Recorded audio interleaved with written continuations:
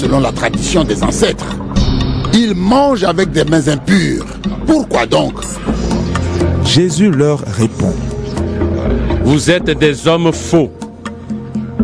Ésaïe avait raison quand il a parlé de vous. Il a écrit de la part de Dieu, « Ce peuple me respecte en parole seulement.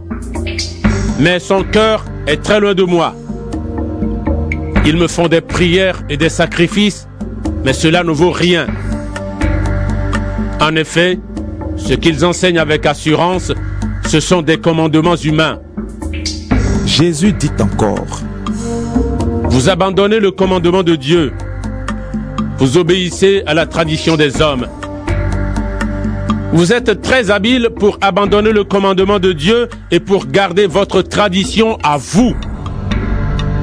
En effet, Moïse a dit, « Respecte ton père et ta mère. » Il a dit aussi, « Celui qui maudit son père ou sa mère, il faut le faire mourir. » Mais vous dites aux gens, « Tu peux dire à ton père ou à ta mère, « Je voudrais bien te donner quelque chose pour t'aider. » Malheureusement, c'est Corban.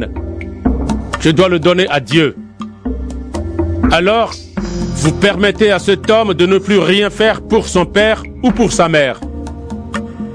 Ainsi, vous vous servez de votre tradition pour supprimer la parole de Dieu. Et vous faites beaucoup d'autres choses comme celle-là. Ensuite, Jésus appelle de nouveau la foule et il dit aux gens. Vous tous, écoutez-moi et comprenez bien ceci. Aucune chose de l'extérieur ne peut rendre une personne impure quand elle entre en elle. Au contraire, ce qui sort du cœur, voilà ce qui rend une personne impure. Jésus quitte la foule et il entre dans la maison. Alors ses disciples l'interrogent sur ce qu'il vient de dire. Jésus leur répond. Vous non plus, vous n'êtes pas encore capable de comprendre? Aucune chose de l'extérieur ne peut rendre une personne impure quand elle entre en elle. Vous ne comprenez donc pas cela? Ces choses n'entrent pas dans son cœur, mais dans son ventre, et ensuite elles sortent du corps. Par ces paroles, Jésus montre qu'on peut manger de tous les aliments. Il leur dit encore. Ce qui sort d'une personne, voilà ce qui la rend impure. En effet, les mauvais désirs sortent de l'intérieur du cœur humain. Ainsi, les gens couchent avec n'importe qui. Ils volent, ils tuent les autres, ils trompent leur femme ou leur mari. Ils veulent avoir toujours plus. Ils font du mal aux autres, ils les trompent. Ils se conduisent n'importe comment, ils sont jaloux. Ils disent du mal des autres, ils sont orgueilleux, ils manquent de sagesse. Tout ce mal sort de l'intérieur d'une personne et la rend impure. Ensuite, Jésus quitte cet endroit et il va dans la région de Tyr. Il entre dans une maison et il ne veut pas qu'on sache qu'il est là, mais les gens l'apprennent. En effet, une femme entend parler de Jésus. Cette femme n'est pas juive. Elle est née en Phénicie de Syrie. Sa fille a un esprit mauvais en elle. La mère vient aussitôt se jeter aux pieds de Jésus et elle lui dit « Je t'en prie, chasse l'esprit mauvais de ma fille. » Jésus lui dit « Laisse d'abord les enfants manger leur part. Ce n'est pas bien de prendre la nourriture des enfants et de la jeter aux petits chiens. » La femme lui répond « Seigneur, pourtant, même les petits chiens mangent les miettes que les enfants laissent tomber sous la table. » Jésus lui dit « À cause de cette réponse, tu peux rentrer chez toi. L'esprit mauvais est sorti de ta fille. » La femme rentre chez elle et elle trouve son enfant couché sur le lit. L'esprit mauvais est sorti de la fille. Ensuite, Jésus quitte la région de Tyr. Il passe par Sidon. Il revient vers le lac de Galilée en traversant la région des 10 villes. On lui amène un homme qui est sourd et qui parle difficilement. Et on supplie Jésus. Pose la main sur sa tête. Alors, Jésus l'emmène seul avec lui, loin de la foule. Il met ses doigts dans les oreilles de l'homme, il mouille son doigt avec sa salive et lui touche la langue. Ensuite, Jésus lève les yeux vers le ciel, il pousse un soupir et dit à l'homme, Ephata. cela veut dire « ouvre-toi ». Aussitôt, les oreilles de l'homme s'ouvrent, sa langue est guérie et il peut parler normalement. Jésus donne cet ordre aux gens. Ne dites rien à personne. Mais chaque fois qu'il leur commande cela, les gens racontent encore plus ce que Jésus a fait. Ils sont profondément étonnés et ils disent, Tout ce qu'il fait est vraiment bien. Il fait entendre les sourds et il fait parler les muets. Marc, chapitre 8. Un autre jour, une grande foule se rassemble de nouveau. Les gens n'ont rien à manger. Alors Jésus appelle ses disciples et il leur dit, J'ai pitié de cette foule. Depuis 3 jours déjà, ils sont avec moi et n'ont rien à manger. Si je leur dis de rentrer chez eux, sans manger, ils n'auront pas la force de continuer leur chemin.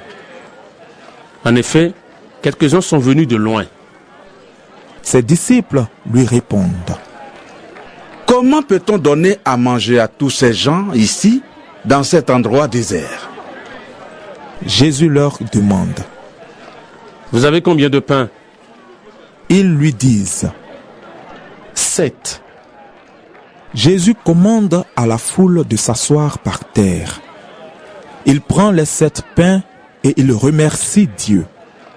Il partage les pains et les donne aux disciples pour qu'ils les distribuent à la foule.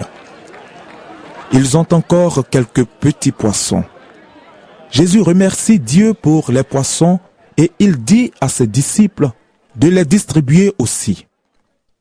Les gens mangent autant qu'ils veulent. Les disciples emportent 7 paniers pleins de morceaux qui restent. Et pourtant, il y avait environ 4000 personnes. Ensuite, Jésus les renvoie. Tout de suite après, il monte dans la barque avec ses disciples et il va dans la région de Dalmanutha. Des pharisiens arrivent et se mettent à discuter avec Jésus. Ils veulent lui tendre un piège et lui disent, Fais un miracle devant nous. Ainsi, tu nous prouveras que c'est Dieu qui t'envoie. Jésus pousse un grand soupir et dit, Pourquoi est-ce que les gens d'aujourd'hui demandent un miracle? Je vous le dis, c'est la vérité. Les gens d'aujourd'hui ne verront aucun miracle. Ensuite, Jésus quitte les pharisiens, il monte dans la barque et il part de l'autre côté du lac. Les disciples ont oublié de prendre du pain. Ils ont un seul pain avec eux dans la barque. Jésus leur donne cet ordre. Faites attention. Méfiez-vous du levain des pharisiens et du levain d'Hérode. Alors les disciples se disent entre eux, Nous n'avons pas de pain. Jésus s'en aperçoit et leur demande, Pourquoi est-ce que vous dites entre vous, nous n'avons pas de pain? Est-ce que vous ne savez pas encore? Vous ne comprenez pas encore? Vous avez donc l'intelligence fermée? Vous avez des yeux. Est-ce que vous ne voyez pas? Vous avez des oreilles. Est-ce que vous n'entendez pas? Souvenez-vous donc. Quand j'ai partagé les 5 pains pour les 5000 hommes, vous avez emporté des paniers pleins de morceaux. Combien? Ils répondent. 12 paniers. Jésus continue. Et quand j'ai partagé les 7 pains pour les 4000 personnes, vous avez emporté des paniers pleins de morceaux. Combien? Ils répondent. 7 paniers. Alors Jésus leur dit, Et vous ne comprenez pas encore? Jésus et ses disciples arrivent à Bethsaïda. Les gens amènent un aveugle et ils demandent à Jésus de le toucher. Jésus prend l'aveugle par la main et le conduit en dehors du village. Il met de la salive sur les yeux de l'homme. Il pose les mains sur lui et lui demande: Est-ce que tu vois quelque chose? L'aveugle ouvre les yeux et il dit: Je vois les gens. Je les vois comme des arbres, mais ils marchent. Jésus pose encore une fois les mains sur les yeux de l'aveugle et celui-ci voit clairement. Il est guéri et il distingue tout, même de loin. Jésus lui dit: Retourne chez toi et ne rentre pas dans le village. Jésus part avec ses disciples vers les villages voisins de Césarée de Philippe. Sur le chemin, il demande à ses disciples: Pour les gens, qui suis-je? Les disciples lui répondent: Les uns disent que tu es Jean-Baptiste, d'autres disent que tu es Élie, d'autres encore disent que tu es l'un des prophètes. Jésus leur demande: Mais vous, qu'est-ce que vous dites? Qui suis-je? Pierre lui répond: Tu es le Messie.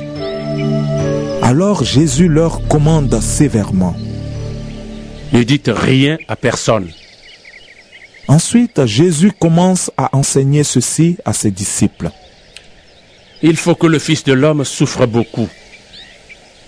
Les anciens, les chefs des prêtres et les maîtres de la loi ne voudront pas de lui. Ils le feront mourir. Et 3 jours après, il se relèvera de la mort. Il leur dit cela très clairement. Alors Pierre prend Jésus à part et il se met à lui faire des reproches.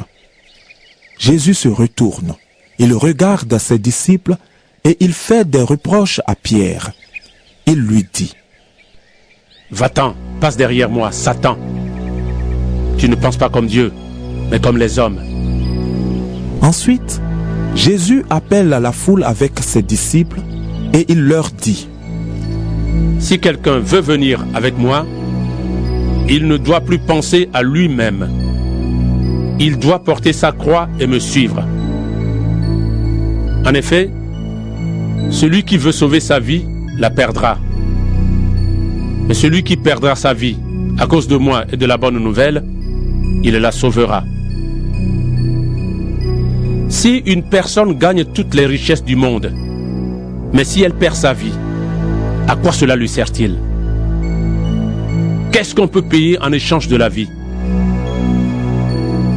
Les gens d'aujourd'hui sont pécheurs et infidèles à Dieu. Si quelqu'un a honte de moi et de mes paroles au milieu de ces gens-là, alors moi, le Fils de l'homme, j'aurai honte de lui quand je viendrai avec les anges saints dans la gloire de mon Père. Marc, chapitre 9. Jésus leur dit encore: Je vous le dis, c'est la vérité. Quelques-uns ici ne mourront pas avant de voir le royaume de Dieu venir avec puissance. 6 jours après, Jésus emmène avec lui Pierre, Jacques et Jean. Il les conduit sur une haute montagne, loin des gens. Là, ils sont seuls avec lui. Sous leurs yeux, Jésus change d'aspect. Ses vêtements deviennent extraordinairement brillants. Personne sur la terre ne peut rendre des vêtements aussi blancs. Les 3 disciples voient aussi Élie et Moïse qui parlent avec Jésus. Alors, Pierre dit à Jésus: Maître, c'est une bonne chose pour nous d'être ici. Nous allons faire 3 abris. Un pour toi, un pour Moïse et un pour Élie. En effet, Pierre ne sait pas quoi dire. Il est effrayé et les autres disciples aussi. Un nuage arrive et les couvre de son ombre.